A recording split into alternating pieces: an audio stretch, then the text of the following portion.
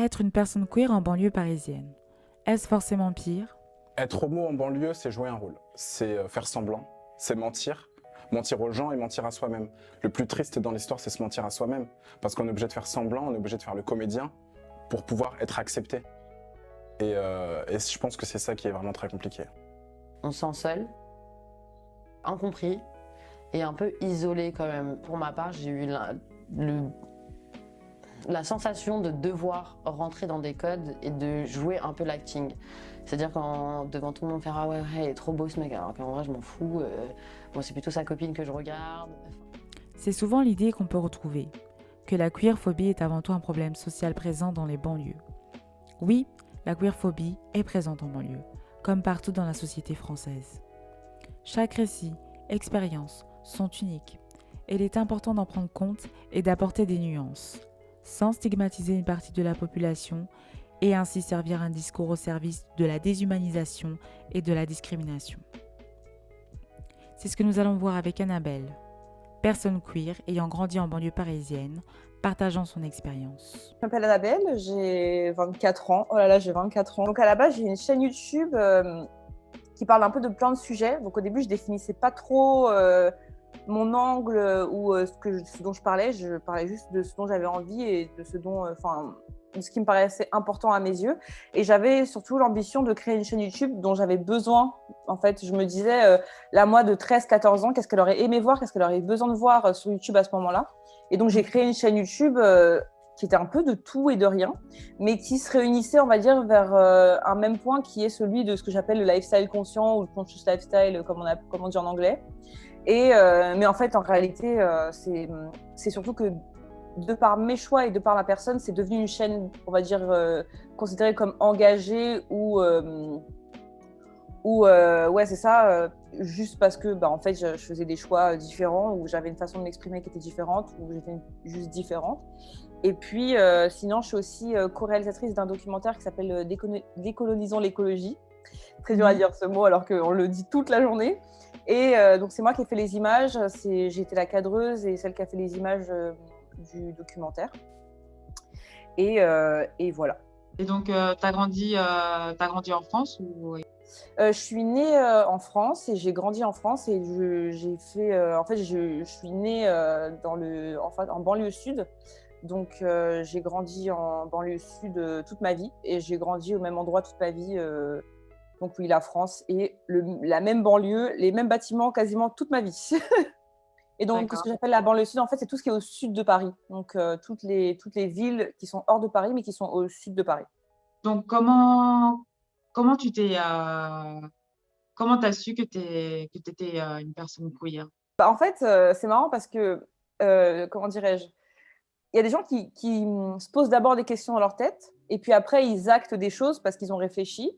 Et puis, il y a des personnes qui ont d'abord un comportement, on va dire, ou des attirances qui se font dans la vraie vie. Puis après, ils se posent des questions une fois que ça s'est passé. Et moi, c'est exactement ça. C'est-à-dire que j'ai eu un rapprochement avec une de mes amies quand je devais avoir quelque chose comme 15 ans.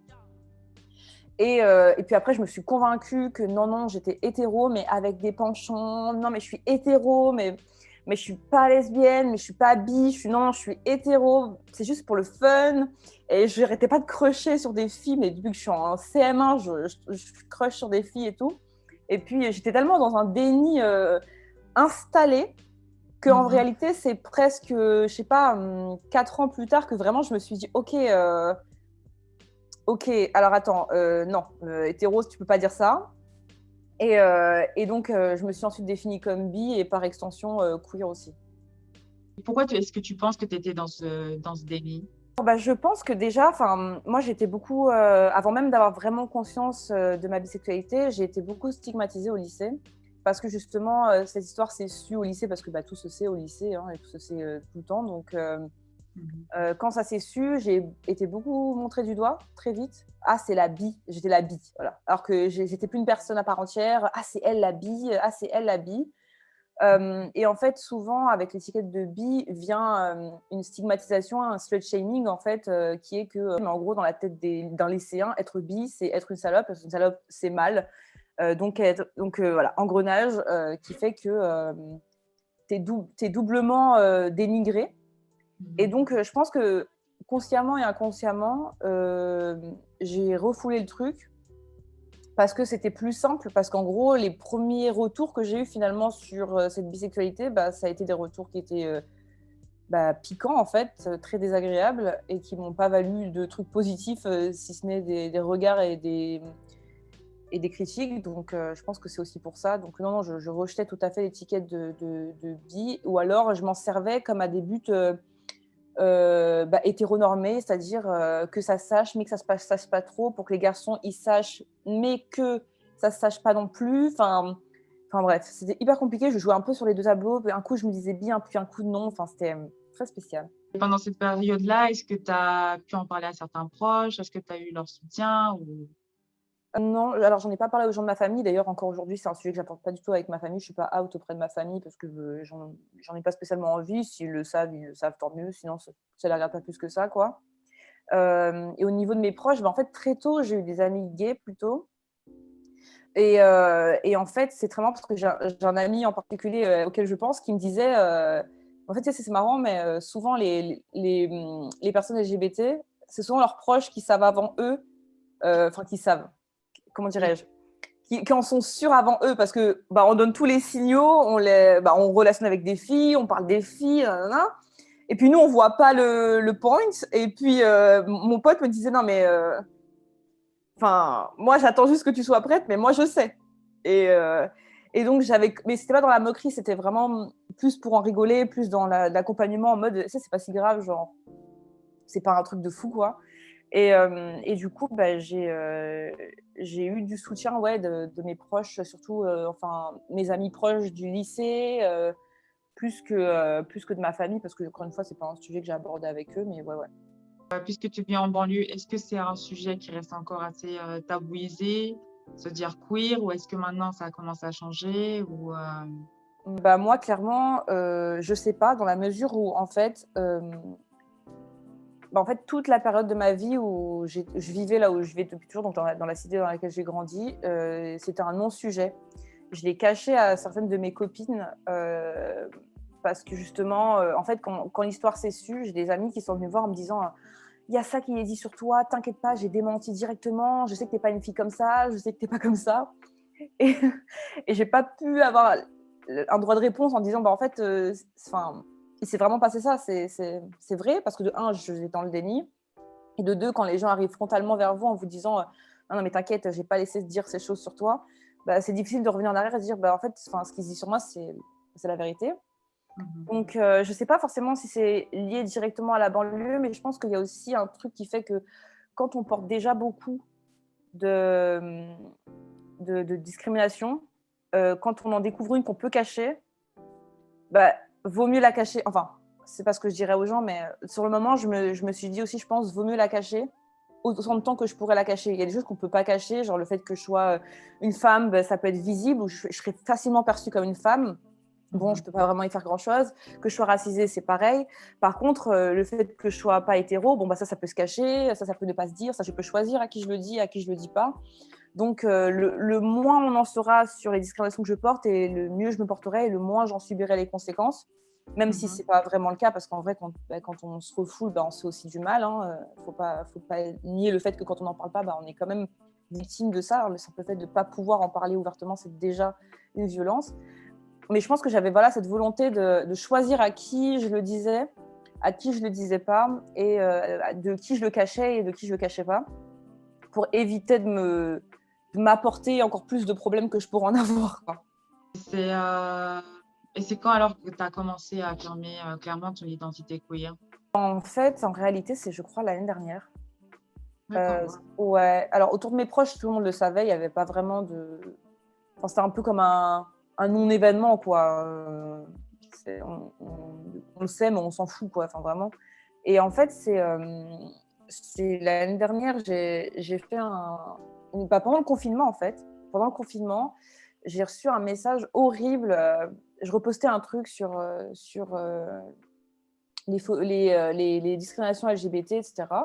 Puis j'ai une personne qui m'envoie un message en me disant oui, non, mais ces gens, ils sont pas normaux, enfin, je sais pas quoi. Et en fait, cette personne, pensant que je suis hétéro parce que je l'ai jamais dit sur les réseaux sociaux, pense se confier à moi comme si elle pouvait se permettre de critiquer les personnes LGBT dans le plus grand des calmes, dans mes DM. Et en fait, ça m'a fait péter les plombs. Et j'ai fait une story où j'ai dit, mais c'est hors de question. J'ai affiché le message en cachant le nom de la personne. Et j'ai dit, voilà, c'est juste s'il y a des gens qui pensent comme ça, que c'est pas normal, qu'il faudrait qu'ils se cachent, qu'il faut les soigner, nanana, partez. Partez parce qu'on n'est pas dans la même team, en fait. On n'est pas du tout dans la même équipe. Si vous pensez que vous pouvez être discriminant comme ça dans mes DM, c'est qu'il y a un truc que vous n'avez pas compris. Et donc ensuite, les jours qu'on suivi, j'ai fait une photo, en fait, en gros, le jour du déconfinement, une photo où j'arbore en fait les couleurs du drapeau bi, mais en maquillage et en vêtements. Et j'ai fait un post en disant il paraît qu'on peut sortir il paraît qu'on peut sortir du coup je sors du KGB, un truc comme ça. J'ai fait une phrase, un jeu de mots avec KGB, sortir déconfiné, bon bref, un jeu de mots. Et je l'ai remis dans ma story en mettant le drapeau bi, et ceux qui ont compris ont compris, quoi. Et ça m'a fait beaucoup de bien d'ailleurs, parce que en fait, ça m'a surtout préservé d'un truc, c'est qu'il y a des gens qui sont partis parce que tant mieux, parce qu'ils ont compris qu'en fait, j'étais pas du tout dans la team des gens qui pensaient que c'était pas normal, ou dans la team des gens qui étaient hétéros, tu vois. Donc ouais, c'est vraiment à ce moment-là, en réalité, que je l'ai vraiment affirmé tel quel, quoi. Pas juste on me pose la question, la conversation vient et j'en parle, mais vraiment en mode on se dit les choses, cash, comme ça on passe à autre chose, quoi. Dans le milieu LGBT, en tant que personne racisée de banlieue, Ouais. comment est-ce que tu es perçue? Est-ce que tu as certaines critiques, des préjugés ou des stéréotypes ou... Moi, je me sens surtout très invisibilisée, en fait, et je me vois pas du tout représentée en réalité. Bon, déjà, les personnes blanches, en général, elles prennent plus de place. Et je me sens pas du tout à ma place. C'est-à-dire que, comme je disais tout à l'heure, au plus on cumule de discrimination, et au plus c'est difficile de se faire une place quelque part, même dans les milieux militants, même dans les milieux inclusifs, comme on aime les appeler. Parce qu'en fait, il y a plein de violences qui n'ont pas besoin de parole, en fait, pour être senties. Donc, il suffit d'arriver dans une pièce où il y a une majorité de personnes blanches, voire que des personnes blanches, pour se sentir mal, parce que on se sent tout seul, parce qu'on se dit que si on fait une remarque sur le racisme, on n'aura personne de notre côté, parce que de fait, on en donne moins la parole, on osera moins la prendre. Donc ensuite, se rajoute à ça le fait d'être une femme. Donc s'il y a des hommes en plus de ça, c'est encore plus compliqué de s'intégrer. Ou alors dès que tu vas vouloir un peu trop prendre de place, tu vas passer pour la personne qui s'impose, qui gêne, qui dérange, qu'il faut sortir, quoi. C'est des trucs qui sont très inconscients. Les gens ne le font pas consciemment. C'est juste qu'ils sont installés et où les gens ont du mal à se mettre à ta place. Donc si tu rajoutes en plus de ça le fait que tu sois bi ou d'une autre orientation sexuelle, forcément, ça rajoute des problématiques où personne ne va les prendre en compte. Donc, si tu vas dans un groupe de féministes, on va peut-être pas penser au fait que tu es racisé. Si tu es une personne racisée, on va pas penser au fait que tu es queer. Si tu es queer, on va pas penser au fait que... Enfin, c'est un truc qui fait que quand tu te retrouves avec trop de discrimination, tu te sens safe, en fait, nulle part, parce que c'est tellement précis que pour trouver des personnes qui pensent à toutes tes problématiques, c'est quasiment impossible, et tu passes ton temps à te tordre partout où tu essayes d'aller.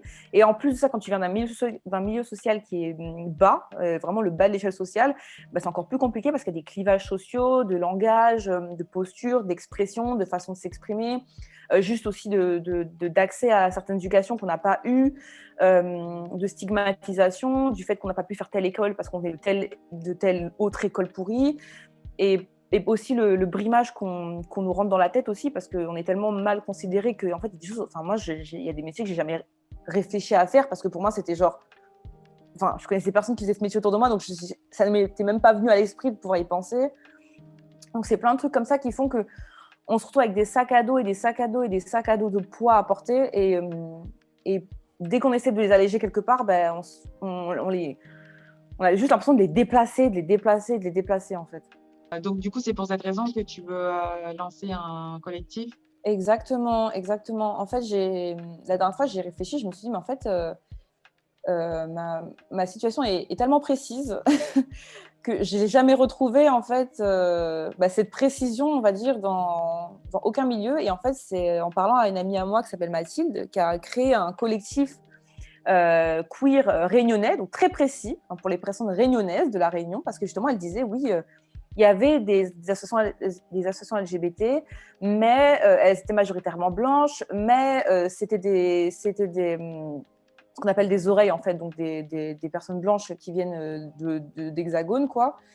Et donc, en fait, les personnes racisées, les personnes réunionnaises, quoi, elles n'étaient pas représentées dans les associations, elles n'étaient pas suffisamment considérées, en fait. Et donc, elles et d'autres personnes ont créé un collectif, une asso qui leur ressemble. Et de là, ils ont même fait une marche à La Réunion, la première marche. C'était incroyable, vraiment. Et je me suis dit, en fait, de la même façon que j'ai créé ma chaîne YouTube dans le but de créer quelque chose qui m'aurait manqué quand j'étais jeune, je me suis dit, pourquoi pas créer un collectif qui m'aurait manqué et qui me manque en fait toujours, en fait, et qui manque sûrement du coup à d'autres personnes, comme ma chaîne YouTube manquait à d'autres personnes. Ouais. Voilà. Est-ce que tu aurais d'autres choses à ajouter? D'autres choses à ajouter, franchement, déjà, je suis contente que tu m'aies contactée parce que souvent je fais des stories et c'est rare que les gens s'arrêtent pour se dire bon attends là c'est assez important pour qu'on fasse une pause et qu'on se dise ok là ça suffit c'est assez intéressant et c'est assez important pour qu'on fasse une pause et qu'on condense tout ça dans un format. Donc déjà premièrement merci. Et ensuite, je pense que je m'adresserai aux personnes qui sont comme moi, qui cumulent un peu trop de galères en une seule personne. Et je leur dirais qu'elles ne sont pas seules. C'est un peu cliché à dire, mais je pense que c'est super important. Surtout quand on a une santé mentale qui est en déclin du fait de porter tout ce poids au quotidien depuis notre naissance. Je pense que le fait de savoir qu'on n'est pas seul et qu'on est compris et que... il y a d'autres personnes qui survivent, qui s'accrochent et qui font des trucs pour que ça aille mieux. Moi, personnellement, c'est quelque chose qui m'aurait déjà beaucoup fait de bien. Donc, je finirai sur un message bisounours pour dire c'est OK, ça va aller. Tu n'es pas toute seule, tu n'es pas tout seul.